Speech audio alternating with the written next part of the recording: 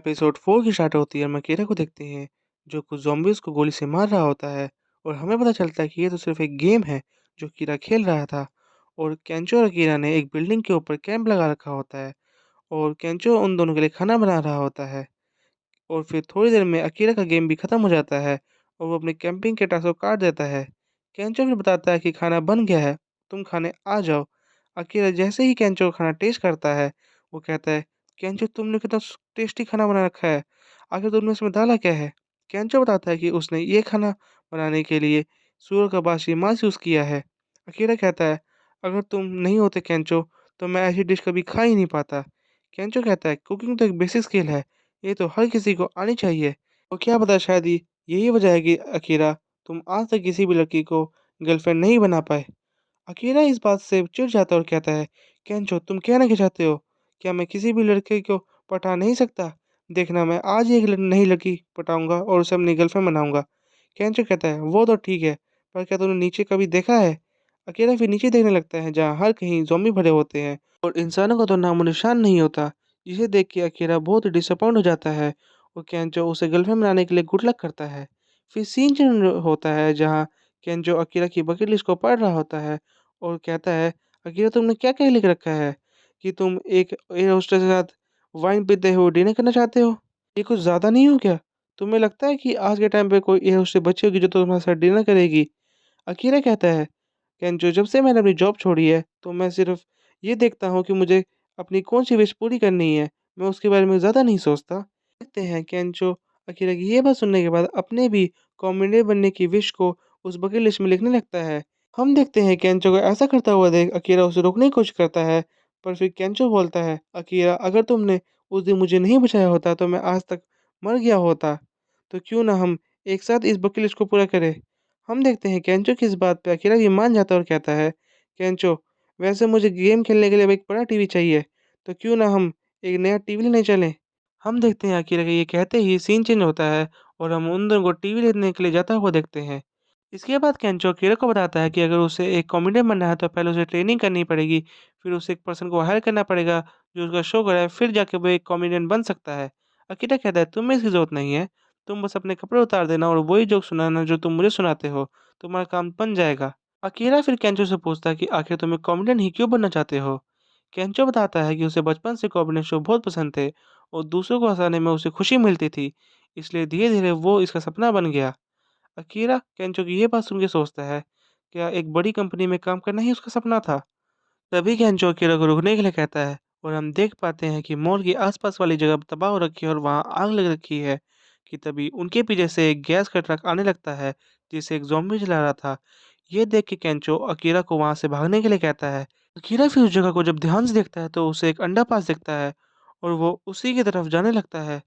केंचो ये देख के बहुत ही डर जाता है कि तभी अकीरा एक गाड़ी के ऊपर से अपनी बाइक को उड़ाते हुए अंडरपास की तरफ जाने लगता है कि तभी वो गैस का ट्रक आग के कॉन्टैक्ट में आता है और वहाँ एक बड़ा धमाका होता है, जिससे केंचो के तो तोते उड़ जाते हैं।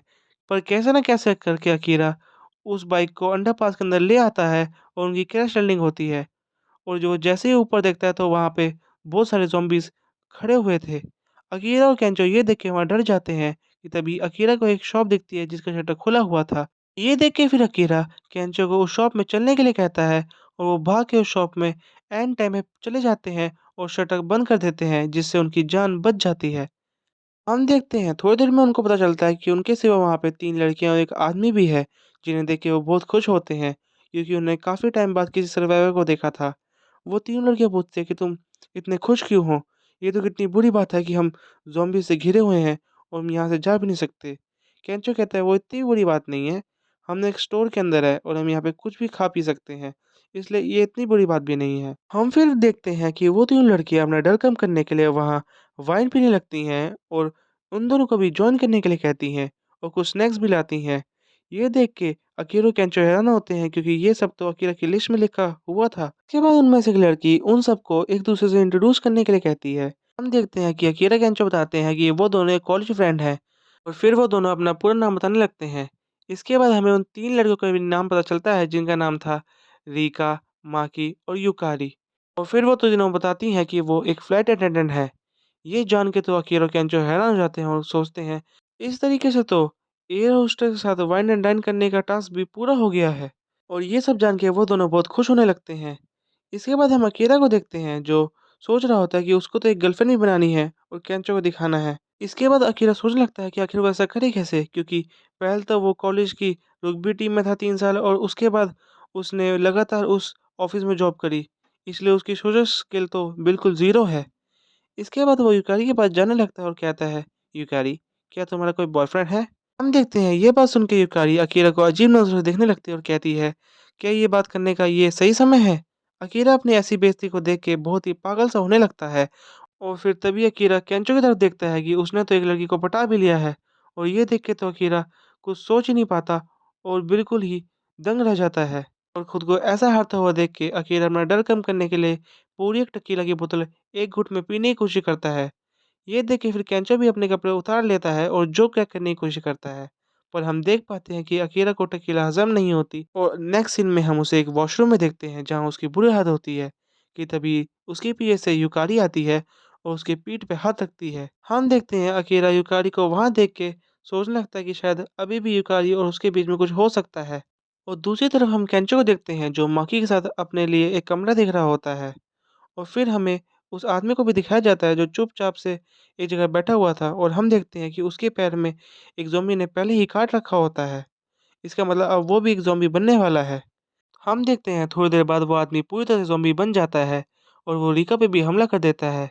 रीका उससे बचने की कोशिश करती है और चिल्लाने भी लगती है, पर फिर वो आदमी रीका को काट ही लेता है।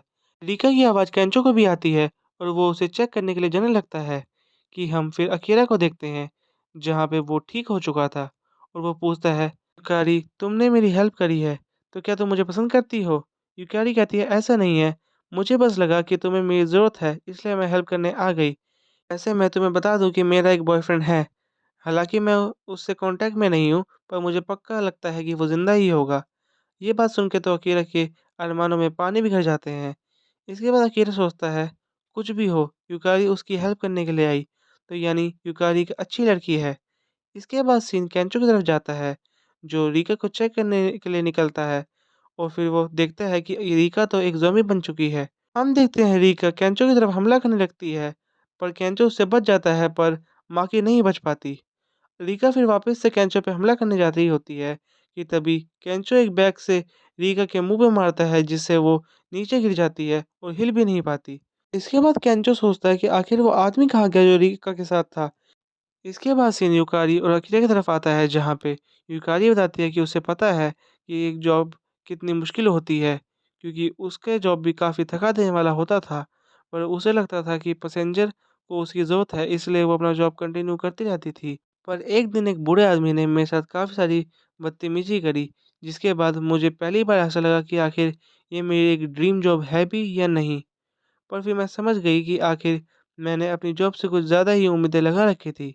हम देखते हैं यूकारी की बात सुनने के बाद अकीरा भी अपनी जॉब के बारे में सोचने लगता है और कहता है, यूकारी, पहले मैं भी सोचता था कि मेरी जॉब काफ़ी अच्छी है, पर जब मुझे इसकी रियलिटी पता चली तो मुझे इसके बाद अपनी जॉब बिल्कुल भी पसंद नहीं आई और मैं कह सकता हूँ कि मेरी ड्रीम जॉब तो वो बिल्कुल भी नहीं हो सकती। इसके बाद अकीरा कहता है, यूकारी, अगर तुम्हारी ड्रीम जॉब एक एयर होस्टेस बनना ही है, तो तुम्हें एक ओल्ड मैन के बातों से बिल्कुल भी फ़र्क नहीं पड़ना चाहिए। क्योंकि अगर ये तुम्हारा बचपन का सपना है तो तुम्हें इसे करने में बिल्कुल अच्छा ही लगेगा। इसके बाद हम यूकारी को देखते हैं जो अकीरा की बात सुन के ब्लश करने लगती है और वो कुछ कहने ही वाली होती है कि तभी वो आदमी जो ज़ॉम्बी बन गया था वो यूकारी पे हमला कर देता है। ये देख के अकीरा यूकारी को बचाने की कोशिश करता है पर वो देखता है कि यूकारी को अब ज़ॉम्बी ने काट लिया है। यूकारी अकीरा को वहाँ से जाने के लिए कहती है पर अकीरा जाने से मना करता है। इसके बाद हम यूकारी को देखते हैं जो उठती है और अकीरा के पास जाती है और बताती है कि वो जब बहुत छोटी थी और उसकी तबीयत ख़राब हो गई थी, तब एक एयर होस्टेस आई थी और उसने वैसे ही रब किया था जैसे मैंने तुम्हारी पीठ पे रब किया था और उसके ऐसे करने के बाद मुझे काफ़ी अच्छा लगा था और तभी से मेरा सपना बन गया था कि मैं एक एयर होस्टेस ही बनूँगी और सच में मुझे ये काम करने में बहुत ही अच्छा लगता है और यही मेरी ड्रीम जॉब है। अकीरा भी ये रोते हुए कहता है, शायद मैं भी किसी दिन अपने सपने को याद कर पाऊँ और अपने ड्रीम को पूरा कर पाऊँ। कि इतने में ही ज़ॉम्बी वापस से हमला कर देता है और यूकारी अकीरा को बचाने के लिए उसे धक्के से नीचे गिरा देती है। इसके बाद सीन चेंज होता है और हम अकीरा को भागते हुए देखते हैं, जहाँ वो बाहर आता है और वो देखता है कि केंचो बचा हुआ है और उसने अकीरा के लिए एक बड़ा-सा टीवी उठा लिया है। अकीरा ये देख के बहुत ही खुश होता है और हँसने भी लगता है। इसके बाद हम देखते हैं कि बाहर शटर की तरफ से सारे ज़ॉम्बी जा चुके हैं। इसके बाद वो दोनों वहाँ से निकल जाते हैं और अपनी बिल्डिंग पे आ जाते हैं। वहाँ पे केंचो बताने लगता है कि उसके साथ क्या-क्या हुआ, पर अकीरा का ध्यान तो कहीं और ही था और वो अपने बचपन के सपने को याद करने की कोशिश कर रहा होता है और वो सोचता है कि आखिर उसका बचपन का सपना क्या था? और फिर थोड़ी देर गेम खेलने के बाद अकीरा अपनी बकेट लिस्ट उठाता है और उसमें लिखता है कि अब वो अपने सपने को याद करेगा, जो बचपन से पूरा करना चाहता था। और फिर इसी सीन के साथ ये एपिसोड भी खत्म हो जाता है। आशा है कि आपको ये एपिसोड पसंद आया होगा। Thank you for watching my video.